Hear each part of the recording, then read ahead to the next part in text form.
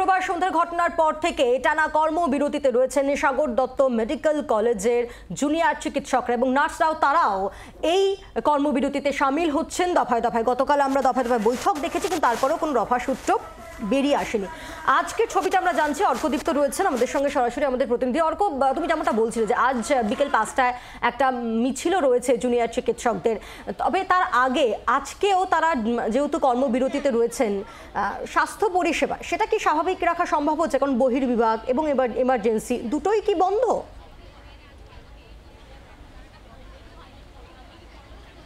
দেখো, আজকে যেহেতু রবিবার তাই ওপিডি বন্ধ রয়েছে, ফলে সেখানে যে রোগীদের প্রেশারটা থাকে সেটা আজকে নেই, যেহেতু রবিবার আজকে। তবে এমার্জেন্সি খোলা রয়েছে, এমার্জেন্সিতে পরিষেবা দেওয়া হচ্ছে। সিনিয়র ডাক্তার যারা রয়েছেন তারা কিন্তু এই মুহূর্তে সেই দিকটা সামলাচ্ছেন। এই মুহূর্তে ধর্ণা মঞ্চে একদিকে যেমন নার্সেরা তারা বসে রয়েছেন ধর্ণা দিতে, আবার ডাক্তাররাও রয়েছেন এখানে, যেরকমভাবে আমরা জানি গতকাল থেকেই তারা সিজ ওয়ার্ক করেছেন। আমি একটু কথা বলবো, এখানে উপস্থিত রয়েছেন একজন ডাক্তার আমার সঙ্গে।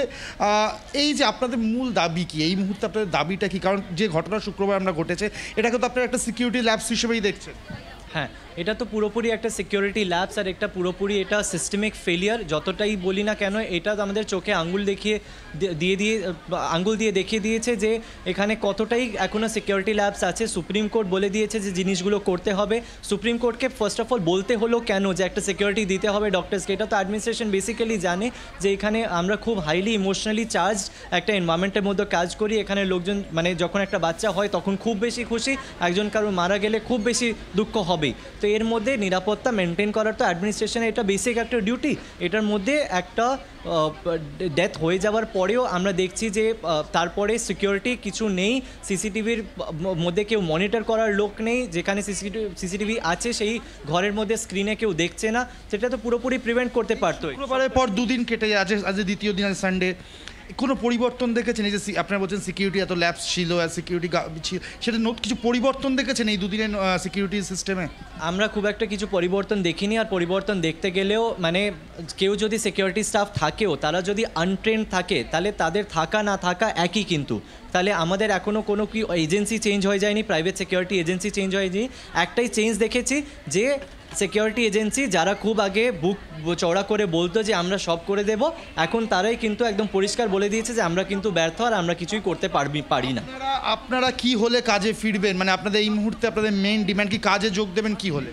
আমরা তো কাজে এখনই যোগ দিতে রাজি আছি। 36 ঘন্টা 72 ঘন্টা ডিউটি আমরা কাজ ভালোবাসি বলে করে নিই, কিন্তু নিরাপত্তা যদি না থাকে তাহলে কিন্তু আমরা কাজে আসতে পারবো না। নিরাপত্তা যখন হয়ে যাবে তার জন্য যদি মানে পুলিশ লাগে পুলিশ আনুক, যদি আমাদের কোনো সিকিউরিটি এজেন্সিকে করতে হয় CISF লাগে সেটা আনুন, ইন্টারন্যাশনালি কাউকে আনতে হলে সেটা আনুন। মানে সিকিউরিটি ব্যবস্থা কোনোভাবেই কাজে যোগ দেবেন না, সম্পূর্ণ সুরক্ষা তারা চাইছেন। আর এই মুহূর্তে আপনারা দেখছিলেন যে সাগর দত্ত মেডিকেল কলেজ থেকে সেখানে জুনিয়র ডাক্তার এবং নার্সরাও কর্মবিরতিতে যোগ দিয়েছেন। শুভেন্দু অধিকারী এবং দিলীপ ঘোষ, তাদের দুজনের বক্তব্য আপনাদের এবার শোনাবো। কি বলছেন শুনুন। সব জায়গায় হবে। মমতা ব্যানার্জি হচ্ছে সমস্যার মূল কারণ। মমতা ব্যানার্জি যতক্ষণ মুখ্যমন্ত্রী থাকবে ততক্ষণ এটা হবে। আর এখানে দর্শকদের প্রোটেকশন দেয় মমতা ব্যানার্জি, এবং লজ্জার পুলিশ, ডাক্তার, ধর্ষক তিনজন একসঙ্গে জেলে আছে। হসপিটালে ডাক্তারদেরকে মারা, নার্সদেরকে মারা, এটা পশ্চিমবাংলায় ফ্যাশন হয়ে গেছে। এই ডাক্তাররা ওখানে করছেন, এই NRS থেকে আরম্ভ করে বাকি জায়গায় কতবার ওরা আন্দোলন করেছেন, ধর্ণা দিয়েছেন, কিন্তু পরিবর্তন হয়েছে কি? ছোটখাটো ঘটনা হয়ে গেল, রোগী মারা গেল, মানুষ একটু ইমোশনাল হয়ে পড়ে কিছু বলে দিল, ধাক্কা মেরে, সেটা আলাদা। কিন্তু গায়ে হাত দেওয়া, প্রাণ সংহার করা, পরিকল্পিতভাবে আক্রমণ করা, রেপ, মার্ডার, এগুলো খুবই জঘন্য ব্যাপার। অ্যাডমিনিস্ট্রেশন কি করছে? তো সেই জন্য ঘটনা হয়ে যাচ্ছে, কিছু হচ্ছে না। বাংলার আওয়াজ, বাঙালির আবেগ, জি 24 ঘন্টা।